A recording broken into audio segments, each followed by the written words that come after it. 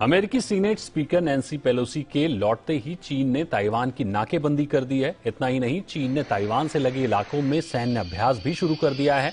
चीन की ओर से इस युद्धाभ्यास के लिए कई युद्धपोत, फाइटर जेट, मिसाइलों को तैनात किया गया है। चीन ताइवान की सीमा से सिर्फ 9 समुद्री मील की दूरी पर सैन्य अभ्यास कर रही है। इस खबर पर ज्यादा जानकारी लेकर दिल्ली से हमारे साथ जुड़ रहे हैं हमारे सहयोगी सिद्धांत सिब्बल। सिद्धांत, चीन और ताइवान के बीच बढ़ते तनाव के ताजा हालात क्या क्या हैं?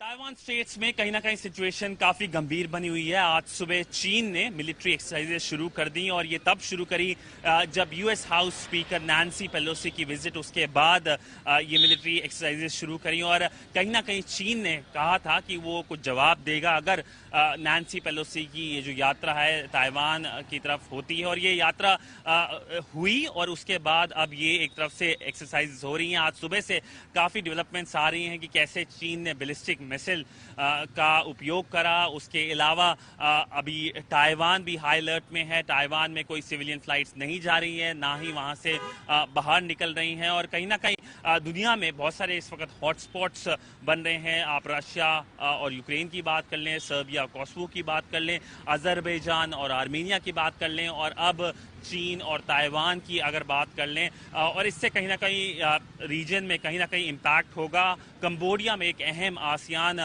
विदेश मंत्रियों की मुलाकात चल रही है, जहां पे एक स्टेटमेंट भी आया, एक जॉइंट स्टेटमेंट आसियान की तरफ से कि कहीं ना कहीं कोई मिसकैलकुलेशन भी हो सकती है जो स्थितियां बन रही हैं। और इसके अलावा एक अहम बायलैटरल होनी थी चीन और जापान के विदेश मंत्रियों के बीच।